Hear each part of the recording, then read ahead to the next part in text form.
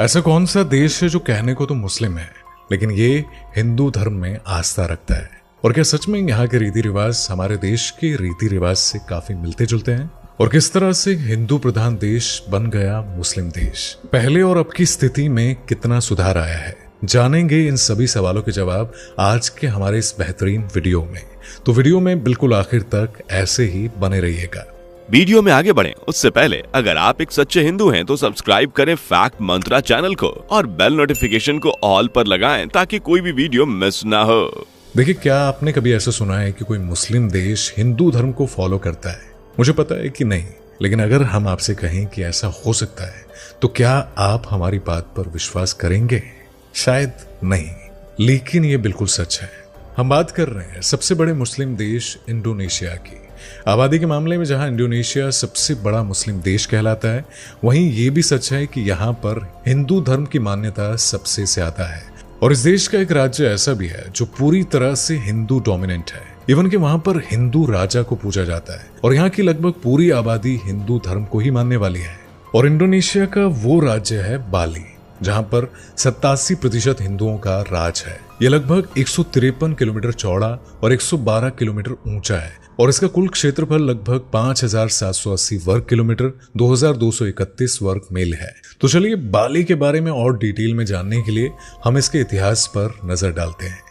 आज से करीब 1500 साल पहले की अगर बात की जाए तो हमें ये पता चलता है कि पूरे इंडोनेशिया में उस वक्त हिंदुओं का ही साम्राज्य हुआ करता था।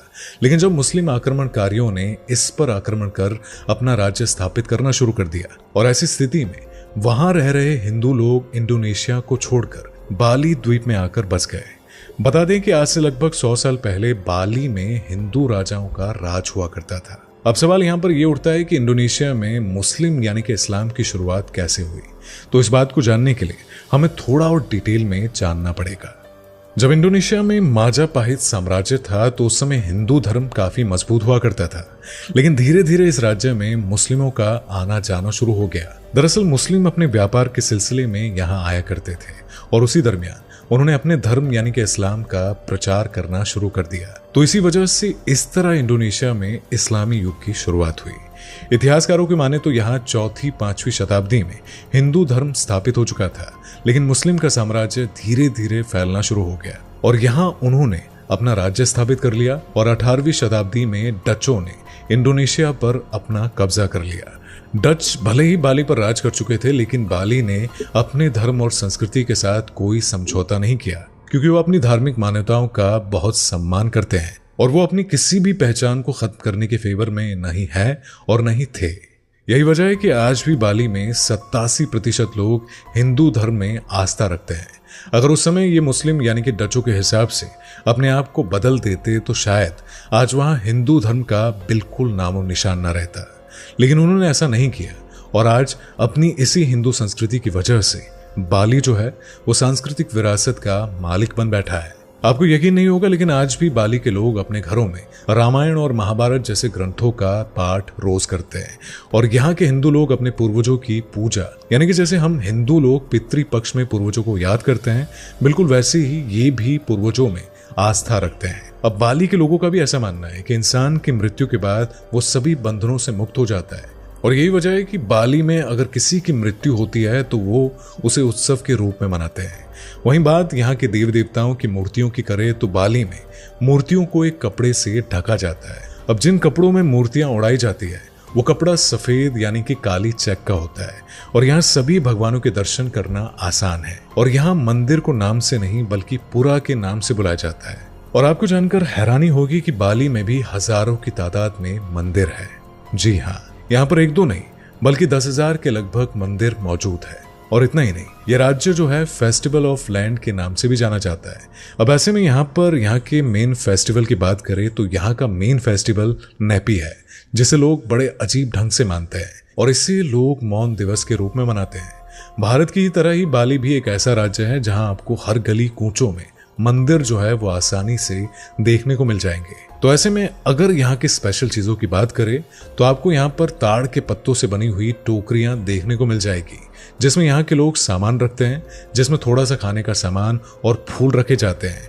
और ऐसा कहा जाता है कि इन टोकरी में रखा सामान बाली के लोग देवी देवताओं को अर्पण करते हैं। तो चलिए इसके बाद आपको बाली देश के नाम से जुड़ा एक किस्सा सुनाते हैं। ऐसा कहा जाता है कि बाली का नाम पुराणों में वर्णित पाताल देश के राजा बाली के नाम पर बलि के नाम पर रखा गया था और यही वजह है कि यहाँ के लोग आज भी इस राजा को अपने भगवान के रूप में पूजते हैं। अब जिस तरह भारत में रामलीला का त्योहार धूमधाम से मनाया जाता है, झांकियां निकाली जाती है, ठीक उसी तरह बाली में भी रामलीला का उत्सव बड़ी ही धूमधाम से मनाया जाता है। वैसे अगर देखा जाए तो बाली और हिंदू के जो रीति रिवाज है वो बिल्कुल सिमिलर से ही है और ऐसे में अगर हम उनके अंतर की बात करें तो इन दोनों में एक सबसे बड़ा अंतर ये देखने को मिलता है कि बाली के लोग देवता को अदृश्य मानते हैं, जबकि हमारे यहाँ देवताओं का अस्तित्व बताया गया है।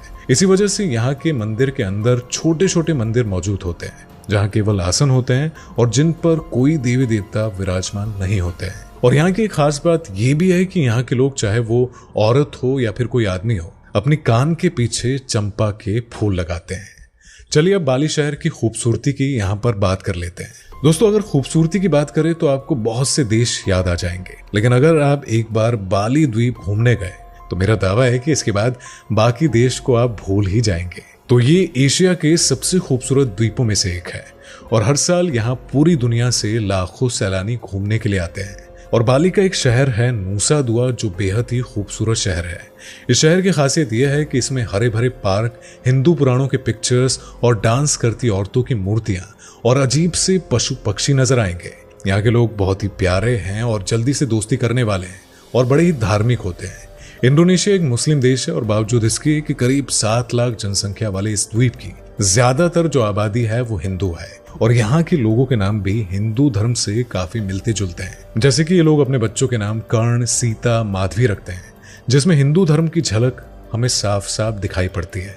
यहाँ की औरतें माथे पर तिलक भी लगाती है जिससे कि वो अपने आप को ईश्वर का भक्त कहला सके। बाली द्वीप पर हिंदू मंदिर तो है ही, इसके अलावा हर घर या ऑफिस, स्कूल में किसी स्थान पर छोटा सा मंदिर आपको जरूर देखने को मिल जाता है। यहाँ के लोग विधि विधान से रोज पूजा करते हैं। इसी के साथ बात यहाँ के गहरे नीले समंदर और पुराने मंदिर की करें तो एक बार जो आप इनके दर्शन कर लेंगे तो हमारा ये दावा है कि आप यहाँ पर बार बार आना चाहेंगे। बाली को प्राचीन मंदिरों का गढ़ भी कहा जाता है। इस नीले समंदर के किनारे बना उलुवत्तु मंदिर टूरिस्ट को बहुत लुभाता है। यहाँ के लोगों के मुताबिक 11वीं शताब्दी में निर्मित ये मंदिर बाली के उन 9 दिशात्मक मंदिरों में से एक है जिन्हें बाली को बुरी आत्माओं से बचाने के लिए बनाया गया था। वैसे यहाँ मंदिर में जाने से पहले कमर पर एक विशेष कपड़ा बांधने का रिवाज है। मंदिर परिसर में एक खुला स्टेज है जहाँ शाम को हिंदू पौराणिक नाटकों की प्रैक्टिस होती है। आज इंडोनेशिया में काफी डेवलपमेंट हो चुकी है। हिंदू धर्म का जो प्रभाव है यहाँ के व्यापार में भी देखने को मिलता है और उसी के साथ हमारा जो भारत है जहाँ पर हिंदुओं की आबादी ज्यादा होने के बजाय हिंदू धर्म का सम्मान नहीं है। खैर आपको ये वीडियो कैसी लगी इसके बारे में हमें कमेंट करके जरूर बताइएगा। वीडियो पसंद आया हो तो वीडियो को लाइक और चैनल को सब्सक्राइब करके बेल आइकन प्रेस करना बिल्कुल मत भूलिएगा। दोस्तों आपके स्क्रीन पर 2 और वीडियो दिख रही हैं जिसे देखने के लिए आप स्क्रीन पर क्लिक करें। दोनों देखिएगा, बहुत अच्छी वीडियो बनी है।